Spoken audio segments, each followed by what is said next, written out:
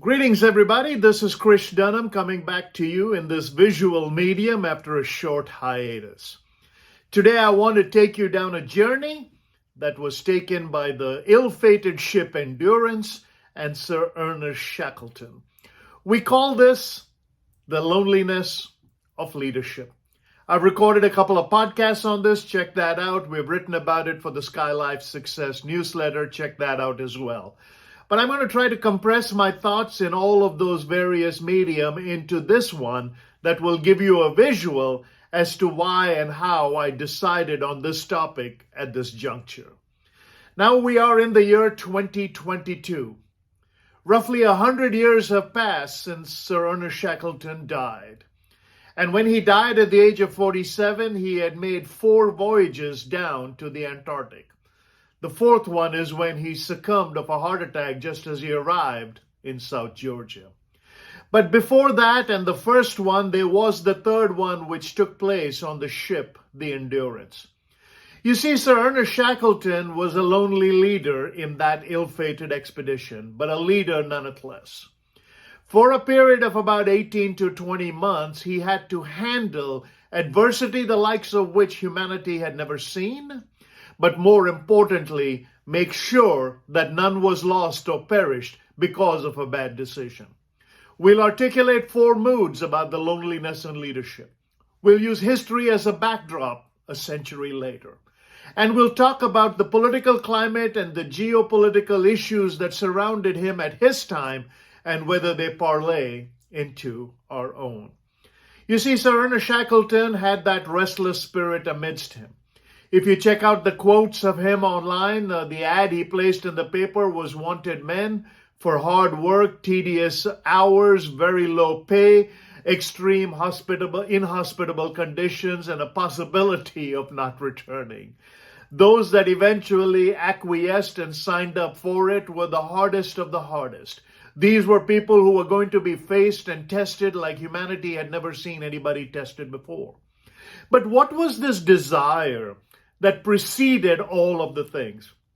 See, as a restless spirit, Ernest Shackleton wanted to plant Britain's flag on the South Pole. He came short on that second expedition where he had to abandon it, they say, for roughly 90 nautical miles from his destination.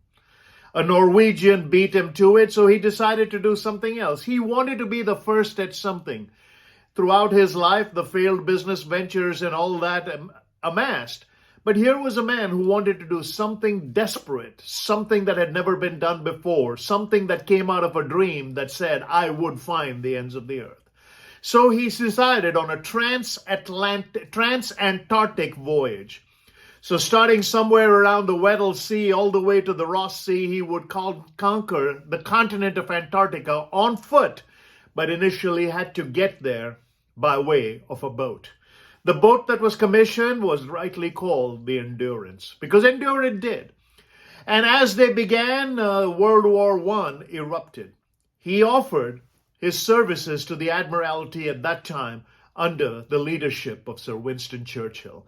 He got one word back in the telegram, proceed, which means we don't need what you are offering us to fight the war. Go do what God has called you to do. And so they embarked on this journey. After months of preparation in different parts, they arrived at this place where they would begin this last voyage. And they met the ice much sooner than they expected. When I looked at the last 2 years and I saw the loneliness and leadership that arose to the top, it is almost akin to something similar, because what confronted us, we were confronted with much before we thought it would happen. The virus that began in some part of an obscure part of the world, people thought would dissipate unto its own if we took the necessary precautions, but it started spreading. And as a result, the issues that manifested from this were like a tidal wave. Nobody ever envisioned that the shutdown and the lockdown that would take place because someone would make a decision would lead to almost 2 years of almost absolute isolation. So let's put the parallel in place. Sir Ernest Shackleton begins, he's got his crew, 28 men aboard this boat, 55 dogs, they've got sleds, they've got 3 other boats in tow. They've got enough supplies to last them for a period of time that would take them to the land, and then eventually that crossing on the polar ice. But they met this ice a little earlier than they did, and before they could reach their destination, the first decision had to be made, and that was, as the ship was locked in, and they realized that the earliest they could exist would be the thaw of summer. Now the parallel is counter opposite because we're looking at the polar south. And in the polar south, the hemisphere being different, their winter is our summer. So he had to wait during what we would call our summer as a winter. And the diagrams and the depictions he gives in his book South are mesmerizing, and I would encourage you to get that book, download it in Audible, and listen to it as one man writes about how he had to deal with the elements. So the four moods I want to paint for you is, the first is decision. So you're sailing along on a ship, you have a desire to do something important, and something confronts you, be it a virus, be it a tornado, be it a hurricane, be it something extreme, be it a disease, be it a disaster, be it 9/11, be it an earthquake. Something untoward or catastrophic happens that alters the very reason you began, and you have to make a decision. Now, the decision initially was to stay on the ship as long as they could, because they were surrounded by ice that had packed it in, and even though they had tried ramming it in early past, as it closed in and the winter began to create that freeze, they realized they would be stuck there till whatever thaw came in the spring.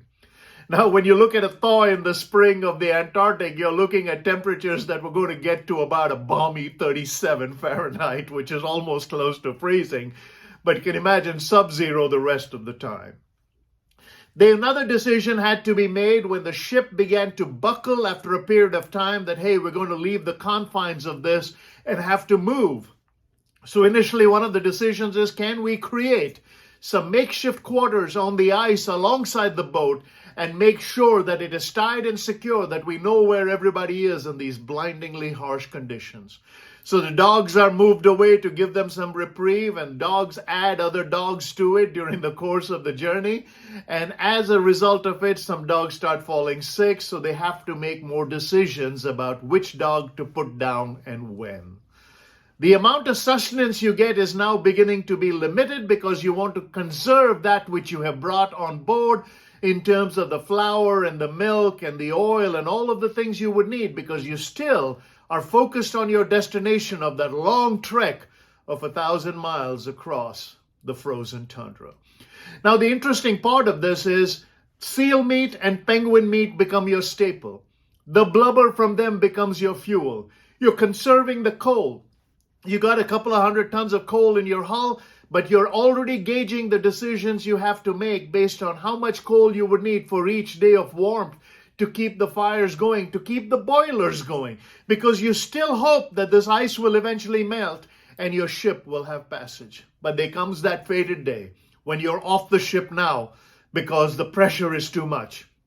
You're still hoping that it will survive. And he writes as if he is describing the strength of strength and the majesty of majesty, saying, she served us well up until this point, and she was fighting back. And as the ice was crushing the wood was responding in a way that it was buckling to give enough pressure, but it was rebounding as if to give us assurance. But then the pressure gets too much and the masts buckle, and the wood starts to cave, and the hulls begin to fill. And one day he calls his people as they're sitting on that iceberg, that big floe, and says, she's getting ready to go under, boys. And he says there was a somberness because it was at that moment the very first of their colleagues was getting ready to die. Now, death is described very differently in that loneliness as part of this discussion, because everything animate and inanimate you become attached to because you're now in almost. Now imagine, this is the opposite. We were locked down and we had lock up, and we were in the confines of our house, but we had Netflix, we had food, we had delivery. The only thing we didn't have was interaction. And as we have mentioned, Sir Shackleton made sure that the interaction was amongst themselves. They would have singing parties, they would have costume parties, they would have patriotic parties. They would have cookouts. They would dress up. They would play hockey. They'd play soccer on the ice. They would divide themselves into teams, trying to create a sense of community in absolute isolation. So these are all the decisions that had to be made amidst that loneliness. Now, I'm fascinated because 100 years later, Shackleton is now almost elevated to a myth status. But when he came back after having survived and not one of his men perished 18 months in absolute wilderness, World War I was raging and people had actually lost people to loved ones. So they were holding medals of valor for those that had succumbed in the war. And these people had actually just survived in the wilderness, but they had their lives. So they were considered lucky because others had really lost life. Decisions. After decisions come directions, because Sir Shackleton keeps writing about the longitude and the latitude and the minutes and all of the things that they were in terms of positioning, because the direction is one day this ice will melt. One day these floes will separate. One day we'll have water. And as a result of that, even if our big ship has sunk, we've got 3 small ships. We're going to divide ourselves on the boat. We're going to put the supplies on the boat. And our direction will either be Elephant Island or it'll be Deception Island, where we believe whalers had left some supplies. Or if we are lucky enough, we may get back to South Georgia. Now, all of this is taking place in a 100 to 200 mile radius, as they are dependent on the wind, because an iceberg has no sail. An iceberg has no motor. You have a direction because you made a decision, but sometimes that direction is left up to chance. Sometimes that direction is going to take you in directions that you didn't intend to, but you made the direction, and as a result of the decision, and you have to live by it. Imagine you're on an iceberg, you're the captain of a ship, and all your people are now relentlessly depending on the environment and looking at the little ray of sun so that you can hope that you can see something in the distance that's not a mirage. Your sextants don't work because you have to be on a higher altitude. You're digging up parts of the only platform that you're on so that you can create a slight elevation with ladders and others can hold you so that you can point in the right direction. Decision is made. Now you have to have the direction. Where are we going? If we are going in that direction, we don't have a mast, we don't have a rudder. Are we praying for the right direction? Because suppose we go too far north and we get into the open sea. The latitude and the longitude mattered to them because their channels of operation were narrow. Between some of the islands, the distance is about 15 miles, and a slight error on a rowboat could take you out into the wide open space. So first they had to make the decisions, then the directions, then come the detours. As Sir Shackleton writes in his Loneliness of Leadership, what I call it the loneliness of leadership, this is the height of the ability to make a decision. Think about it. Even making a decision to detour from the original direction is a decision. And that decision was, we will go to Deception Island because we heard that there was probably a church out there that someone had built for the whalers. But our reason to go there is not worship. There may be wood that we can use to fortify our boats in case we have to consolidate.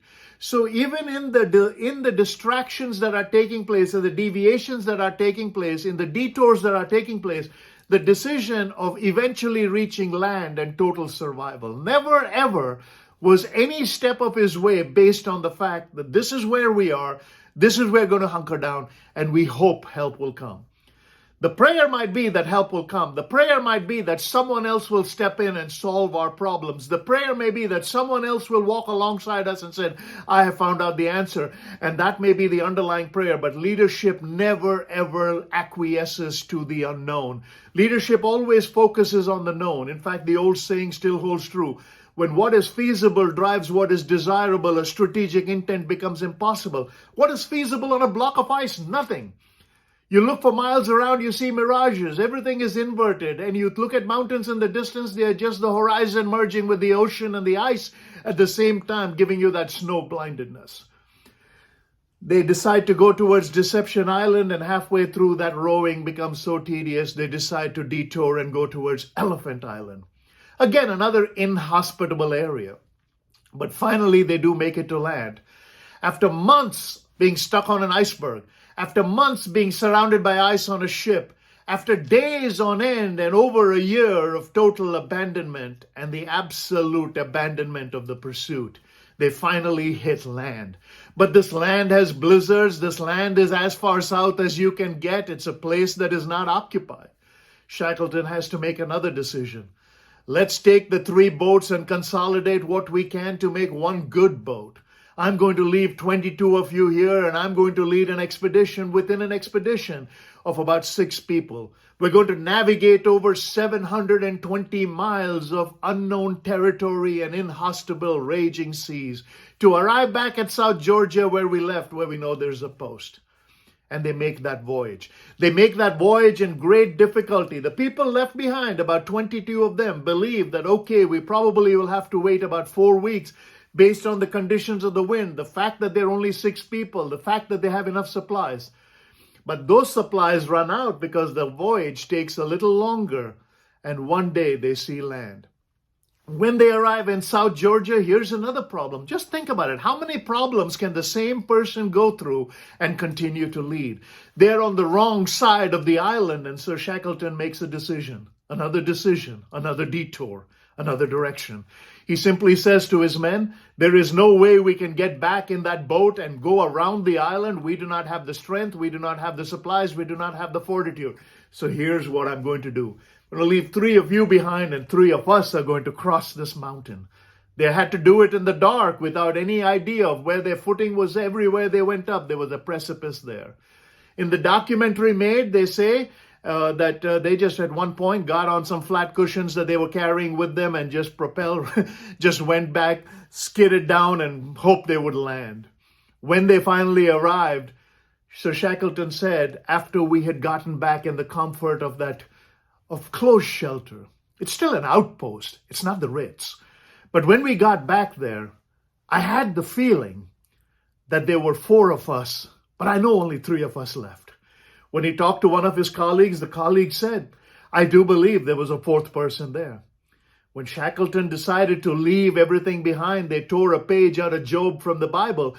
And in that page, it talks about the breath of air being frozen of God, but everything comes of the Spirit of God. Whether he was a religious man or not, I don't know, but his descendants say that we know who that 4th person was that made them feel good.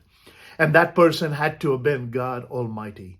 It took another 4 months after he had finally made land and found people to convince them to create a rescue party to go back to Elephant Island because he had left 22 men there.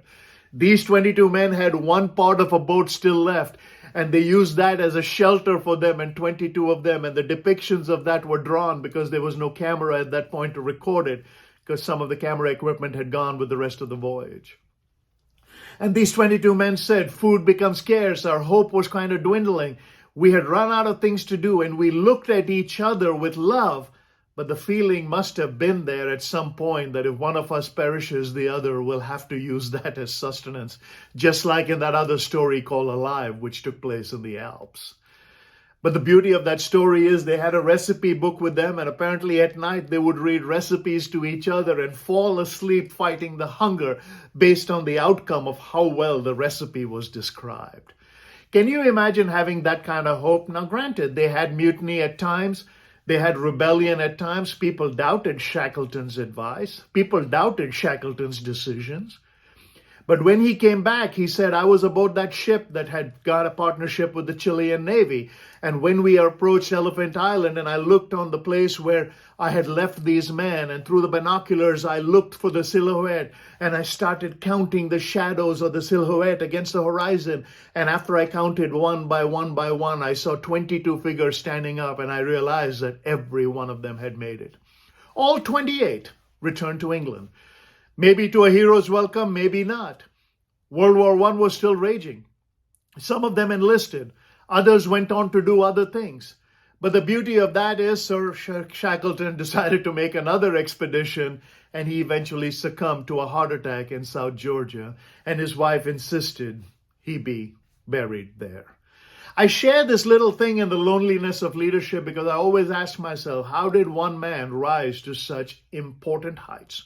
How did he look at the surroundings and say to himself, I'm going to win? How did he convince himself that he's going to convince other people that there's hope in the future? So John Maxwell says, if there's hope in the future, there's power in the present. What kind of power do we have to manifest in this loneliness to allow us to believe that I can make 27 other men survive on an iceberg? To move our tents so periodically that every time there was a split. In fact, Shackleton writes that, he says when he saw one of those bergs separate with a split right under where his tent was, he saw a dip in the snow, which is where his body would have formed for months on end of head to toe, creating a dip. They would have to pack fresh snow every so often so that they would be level when they slept. Ice all around, no water to drink. You can't just eat chips of ice. It'll give you blisters and it'll tear the inside of your cheek out. So they would take a small pieces of ice and put them in a tin can and put the tin can next to their body heat and put it in their sleeping bag at night. So when they awoke, there would be 2 to 4 teaspoons of melted water. He says, water more pure than you have ever tasted, water more refined than you can ever find. It's all around you in absolute purity. You can't do anything about it. Such was nature, such was his wrath. Today, people will go on National Geographic expeditions, and in those expeditions, they will sail on these small vessels that have this great ice-cutting mechanism. A friend of mine invited me on one, and he says it's about $14,000 to $20,000 per person. You have to get all the right gear so that you can just have the privilege of setting foot on that 7th continent. Still one of my bucket list items because I've been to 6 and I want to be to all 7. But I think of myself, here you are in pristine glory. 100 years later, people will pay $20,000 just to have a deckside seat or a balcony of some kind so that you can look at these massive icebergs that actually kind of move. You can look at the blue and the red and the white and all of the colors of the iceberg sedimentation that tells you whether you're experiencing something that is new ice that came with the last thaw or old ice that surfaced because of months and years of being underneath it. All of these expectations, now you reverse the equation and you say, that is your home. You're looking at that same ice, but you're not looking at it in grandeur and wonder. You're not looking at the light blue or the dark red. You're putting ropes down to see the fathom of where you would hit that soil. And your only desire to do all of that beside it being scientific and seeing if there's some new discovery. The joys they experienced when they killed a penguin and when they cut it open and found some fish that was fresh. And he says, that's the first fresh fish we've had. It's not fresh fish in the sense that it came out of a penguin's stomach. It's fresh fish because it was just eaten a little while ago in its entirety, but it was eaten in that pristine condition without any kind of processing. Loneliness and leadership. I've learned so much understanding the voyage of the Endurance. I've learned so much trying to understand the psyche of Sir Ernest Shackleton. I would think that if you're a leader, anybody who is demotivated today, go on YouTube and watch the voyage of the Endurance. In fact, they just managed to find the wreckage of the Endurance roughly 100 years later. What a word, endurance. Even after it sunk to the bottom, even after the people had to abandon it, even after it lay trapped in that polar ice for over a century, it is still creating the intrigue because from its grave when it's raised, just like the Titanic, you begin to ask yourself the questions. What happened in these hulls? What kind of resilience was made? What kind of motivational speeches were given as everything is creeping around you? It's not a little red ball that brought the world to its knees and political upheaval all over the world and totalitarianism as free people were asked to be locked up. Think of the opposite.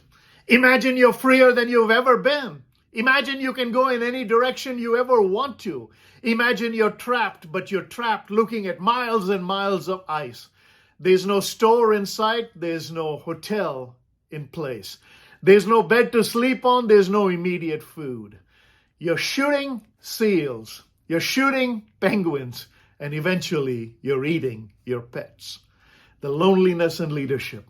Always, no matter where you are in leadership, the 4 elements that will always prevail for a leader of exemplary worth is the decisions they make, the directions they want to go, the detours that they have to take, and the destination that awaits them.